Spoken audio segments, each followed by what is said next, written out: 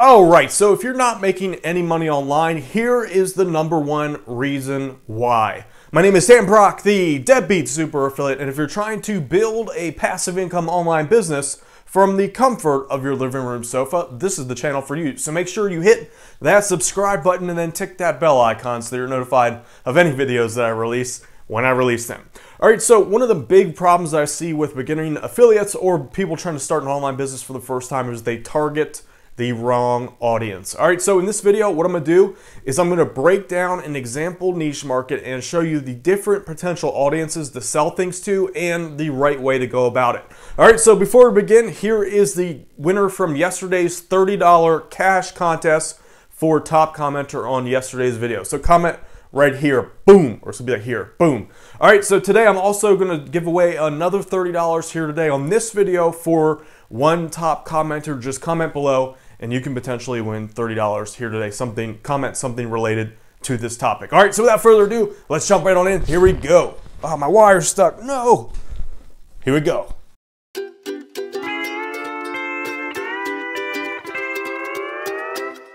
Alright, Debbie, so the big problem that I see with beginners all the way up to the intermediate level is they aren't targeting the offers to the right segment of the audience. So what I want to do is break down a niche market, and you're going to see why you should do this breakdown as well in whatever your market is. You'll see exactly why.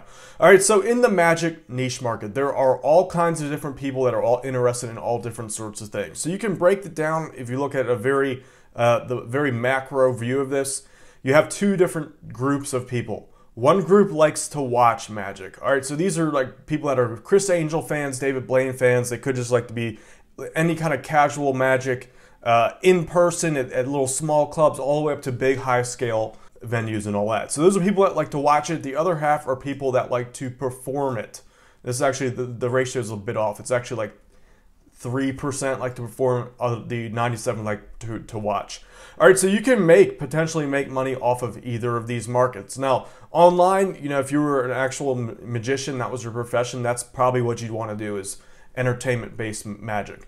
All right, so to break down this side of the segment here, we have people that are casual watchers of magic. So these are people that just either flipping through TV, they might see a special on Netflix, and they'll just be, oh, okay, I got nothing else better to watch. Let's just watch it for the entertainment aspect of it, but they're not diehard fans. All right, so that is one type of audience. That's one segment of the overall magic niche. All right, so can you make money off this? Yes, certain people can, like people who perform it, who have certain skills. They're the ones that can capitalize on this market. Then you have, I'd say, like the avid magic person who likes to watch magic. So these are people that look forward to specials that come out, like David Blaine might have a new thing coming out.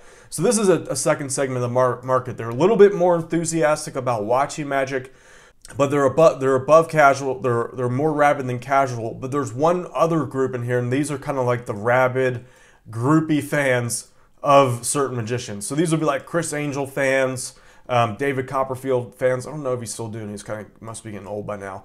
But these are like the rabid groupies. All right, so this is yet another segment. They will just consume anything that this person has.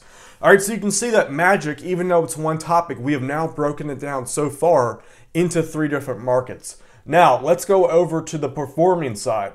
So the performing side can be broken down into all different kind of segments here. So you have different variations of different skill levels or different interests and different time spent in the market. So you have beginners. So beginners can come in all sorts of different ways. Beginners can start off as all types of these fans, and they might think, you know what, I like magic and maybe I'm going to cross over and learn a little bit.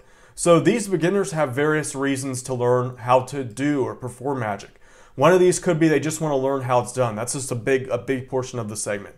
So these are people that want to learn how it's done. They might think that they want to become a magician, but the main thing is this type of beginner just wants to know how the trick's done. That's all they want to know. So they're willing to buy cheap magic tricks, like $10 magic tricks, just to learn how. So they can just how they can relieve that question in their head. Like, how's it done? I want to find out. So that's one type of person who's partially interested in performing, although they're still kind of like stuck in between here because they just want to learn how.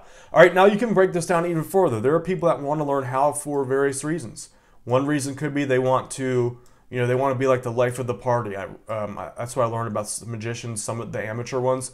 They just want like attention, and they don't want to become like all out professional magicians, but they still want to like impress people at parties, have people talk about them and stuff. So they'll learn some basic magic tricks. All right, so that's a beginner, you know, like a 1-year beginner.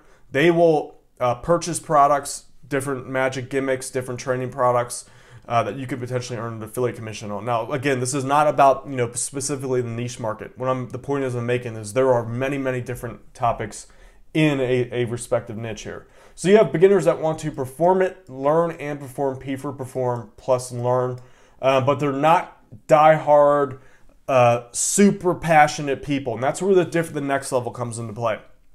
So these will be like semi-professional magicians. They might perform at clubs, that they might use this as a good side revenue here. So you have, let's just say SP. These are horrible abbreviations, but semi-professional to professional. So these are people that want to do, you know, club magic, maybe some in-person street magic for tips. There are people that do that. So IPS for in-person street magic.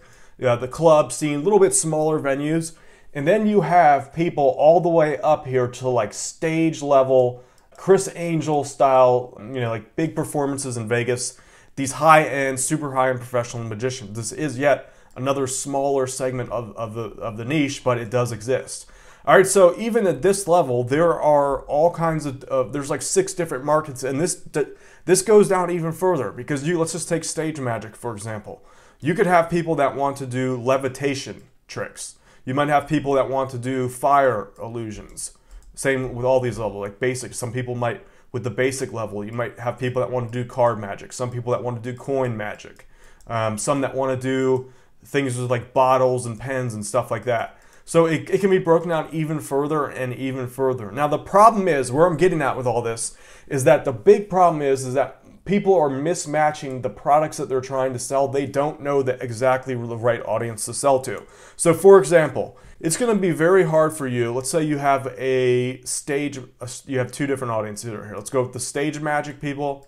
So stage magic, and then you have the beginner audience. So these are people that are just looking for like quick little tricks. It's going to be pretty hard for you to sell an expensive stage magic, a piece of equipment. Let's say it's $2,000 to a beginner. So a beginner's not looking to spend $2,000 on this cool, you know, one of those little cut people in half gimmicks.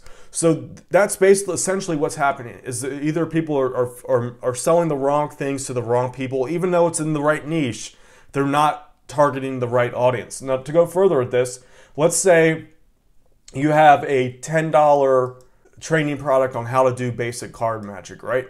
The problem is that some people are selling that type of product to the expert. Expert doesn't want to know that. They already know it. So where I'm going with this right now is that take your niche, whatever that is, and break it down into all the subcategories and then figure out which are the ones that you can serve. So, and along with that, figure out which products you can sell them. So let's say you want to be a beginner magician. You want to train the beginner magicians that want to learn how to perform it. You would break that down to, let's just say your demographic would be someone who's been in it for about 1 year. They have a peaked interest to very passionate. So very passionate people might be a beginner who has, let's say, let me just do my little crappy slides here.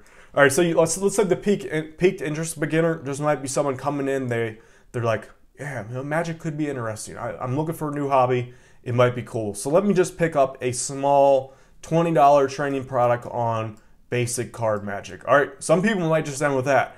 But then there's a different range of beginners. So I was very passionate. So when I came in, I started off, my interest was peaked. I was like, you know what? It could be cool. Let me just buy a $20 info product and maybe I'll learn a cool trick or two. I learned those tricks. I really liked it. So then I started buying more and buying more and buying more. And before long, I literally within like 2 months, probably less, I had spent like $3,000 on all kinds of these smaller $20 training products. So even the beginner market, you could make a fortune off of just this segment. You could literally make a fortune just off of performing it for other people or selling to stage magicians. So it's totally possible. You just need to find out which market you want to serve and focus your business around there, and make sure you're targeting the right products to the right person. So the exercise that I have here for you today is take your overall niche, break it down into the various sub audiences that are there, and match it up, match your skill level up to like what you can serve,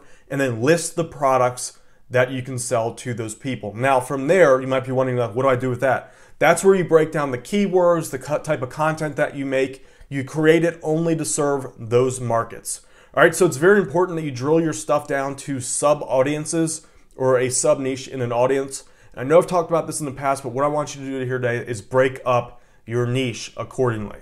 All right, so with that said, if you don't know where to start with this, I do have a free affiliate marketing guide that will show you step by step how to take what I just taught you here today and build a profitable affiliate marketing business from scratch, very little to zero investment, no prior experience required. It's 100% free. Link below, or go to deadbeatuniversity.com/guide. All right, so link is going to be below the video, or deadbeatuniversity.com/guide. It's going to walk you through everything from picking a market, picking your keywords. Now, when you do that, when you pick your market, pick your keywords, do the exercise I taught you in this video first, and pick a very specific segment of the market, and make sure you know who you are targeting and the products that that person is likely to buy. All right, so link below, deadbeatuniversity.com. My name is Dan Brock, the Deadbeat Super Affiliate. I hope you enjoyed this video. If you did, hit the circle subscribe button right here, and share this video with your friends. Comment below to potentially win the top commenter prize here on this video. Give me those likes. Give me that YouTube loving. My name is Dan Brock, the Deadbeat Super Affiliate, and I'll see you deadbeats later.